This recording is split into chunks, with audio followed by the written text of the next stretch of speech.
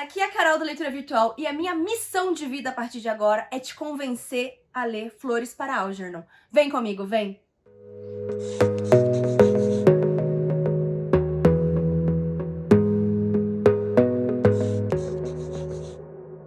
Gente, esse foi o livro mais recente que eu li. Eu li ele assim muito rápido, foi uma leitura muito fluida, mas é um livro muito difícil. Ele teve alguns pontos ali que foram muito complicados de avançar. Mas vamos do começo. Mas antes, você já está inscrito nesse canal, não esquece de dar aquele joinha e ativar o sininho de notificações, tá bom? Vamos lá! O livro conta a história do Charlie, que é um homem de aproximadamente 33 anos, se eu não me engano, e ele tem algum tipo de deficiência intelectual. Na época que o livro foi escrito, lá nos anos 70, não existia esse termo, deficiência intelectual. Então, o Charlie é tratado o livro todo como retardado. É uma palavra hostil que a gente não usa mais hoje em dia, mas é assim que é falado no livro, a linguagem do livro, por ser um livro mais antigo.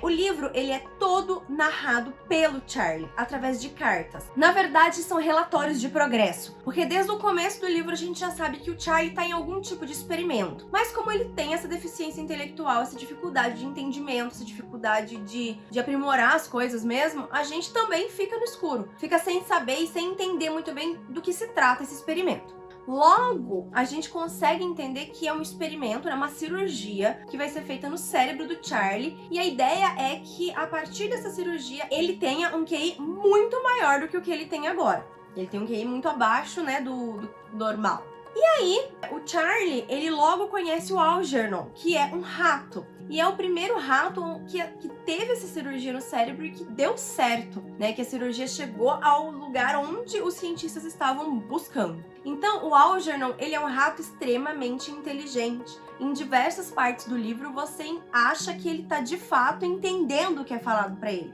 né? E ele segue comandos. Então, lógico que, né, tudo sob a percepção do Charlie, já que o livro é todo narrado por ele. Então, o Charlie, ele fica muito frustrado no começo, porque ele não entende como um rato pode ser tão inteligente e tão mais inteligente do que ele. Logo, ele percebe que essa cirurgia pode deixar ele tão inteligente quanto o Algernon, ou até mais, e ele começa a ficar muito animado com isso, né? E essa animação, essa expectativa vem dos relatórios de progresso, que é o que a gente está conseguindo acompanhar bem dentro da cabeça dele.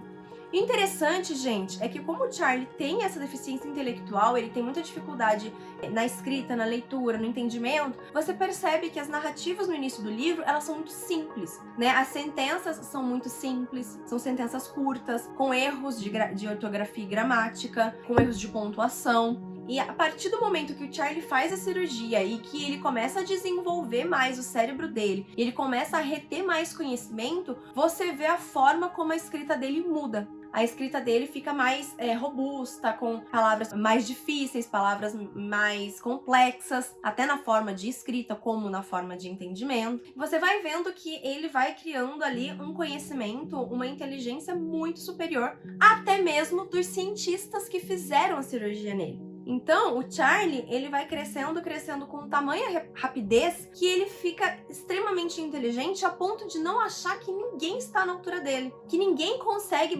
conversar com ele sem ser estúpido, porque ele tem um conhecimento grande demais sobre todos os assuntos que ele pode querer. Ele aprende diversas línguas estrangeiras, ele aprende a interpretar diversos assuntos de física, de astronomia, de diversas áreas do conhecimento. Só que ao mesmo tempo em que o Charlie, ele consegue, assim, esse auge muito rápido, a gente percebe que a inteligência emocional dele não acompanha. Uma coisa que eu até comentei na live que nós fizemos de discussão desse livro é que o Charlie, antes da cirurgia, ele tinha uma capacidade e uma empatia emocional bem maior do que o Charlie pós-cirurgia. Aí, depois de ter adquirido tanto conhecimento, ele teve muita dificuldade em lidar com as pessoas, em lidar com as emoções dele e lidar com os sentimentos dele. A gente percebe que é uma imaturidade. Ele é falado diversas vezes no livro, né? Que ele ainda é um menino emocionalmente, enquanto que ele se transformou num homem intelectualmente. Então a gente acaba acompanhando diversos conflitos do Charlie com os cientistas, com a forma como ele era tratado antes pelas pessoas do trabalho dele,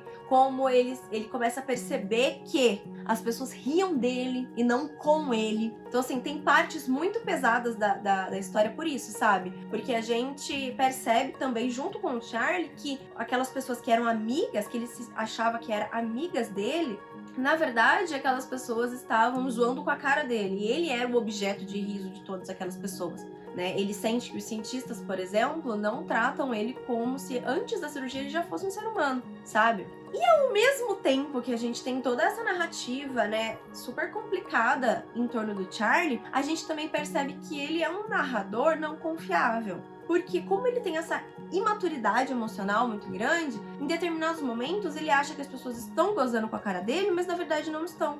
Né? E isso é colocado à prova no próprio livro, com gravações de quando ele estava pré-cirurgia e ele fala que estavam usando com a cara dele e os cientistas na verdade não estavam, né? Então eu achei até que essa parte do livro, nesse confronto que foi feito com o Charlie, serviu para mostrar pra gente, leitor, que nem tudo que o Charlie tá narrando ali é confiável, porque assim, é muita perspectiva do Charlie, a gente não tem perspectiva de nenhuma outra pessoa no livro, é só a história dele. E aí, gente, o livro vai desenvolvendo, né? Ele chega lá no topo e o livro vai desenvolvendo em cima desse experimento, né? O que fazer com esse experimento agora que eles têm um caso de sucesso, aparentemente, e como transformar a vida de outros retardados, que é a palavra que eles usam, para melhorar intelectualmente a vida de outras pessoas, transformar essas pessoas em pessoas autônomas, em pessoas que conseguem ir para uma faculdade, garantir um emprego cada vez melhor e tal. Só que aí começam os conflitos éticos, né? Até que ponto você tem a parte religiosa também de alguns personagens, até que ponto você pode mexer, né, naquilo que Deus fez daquela forma, ou até que ponto o ser humano ele pode transformar tantas pessoas com uma inteligência e dar a elas uma inteligência tão superior à humanidade, né? E isso tudo é muito bem discutido à medida que vão vendo que o Charlie ele tá indo até onde ninguém foi, né? E aí mais ou menos no meio do livro, né, ele começa a perceber coisas sobre o próprio experimento que os cientistas não perceberam. Aí ele começa a fazer parte da equipe que estuda, né, o que aquele experimento significa e o que deu certo e o que pode ter dado de errado. E aí a gente também, através da narrativa dele, consegue perceber que ele tá incomodado com algumas coisas e de que forma foi feita essa cirurgia nele. Coisas que antes da cirurgia, obviamente, ele não conseguia perceber. Gente, fazia muito tempo que eu não chorava tanto assim com o livro por causa de uma temática tão real. Né? Livro de fantasia é uma situação, né? Agora um livro assim com uma temática tão real, uma coisa assim, eu tenho alunos que têm deficiência intelectual, né? E assim, a forma como o Charlie ele narra a forma como ele era tratado e algumas coisas que eu consegui associar com esses meus alunos, forma de tratamento, dar risada junto, dar risada da pessoa, sabe? Então, assim, muitas partes do livro eu precisei parar, respirar fundo, tentar entender melhor, né? Me colocar no lugar do Charlie, tentar entender como eu agiria. Porque por mais que eu fale, o Charlie é um narrador não confiável, o Charlie não teve paciência, o Charlie é uma crítica, mas assim, eu faria a mesma coisa que ele fez, entendeu? Não tem como ter sido diferente, porque foi uma mudança muito drástica na vida dele, né?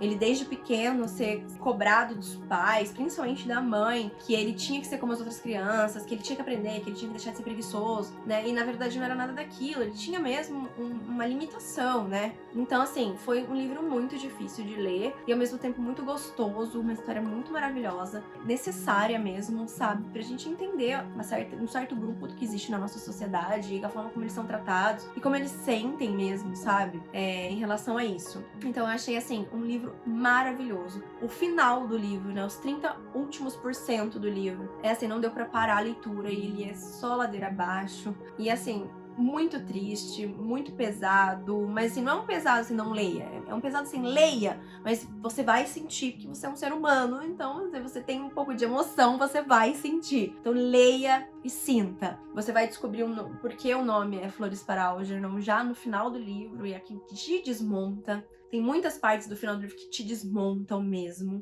na hora que eu terminei, assim, eu fechei o Kindle e eu chorei de soluçar. Fiquei um dia, assim, meio pra baixo, meio estranha. E às vezes me lembrava de partes da história e eu ficava emocionada de novo, assim, nesse nível. Mas é isso, gente. Assim, eu quero muito que você leia esse livro. Se você já leu, deixa aqui nos comentários pra mim o que você achou, né? O que você pensa desse livro e tal. Tem até adaptação de 1960 e pouco, 70 e pouco, não sei. Mas o ator que fez o Charlie, ele foi ganhador do Oscar de melhor ator daquele ano. Assim, o cara é sensacional. Não assisti ainda, mas pretendo. E é isso, gente. Leiam Flores para Algernon. Deixa aqui nos comentários o que vocês acharam. Não esquece de voltar aqui no próximo vídeo, tá bom, gente? Beijo. Tchau, tchau.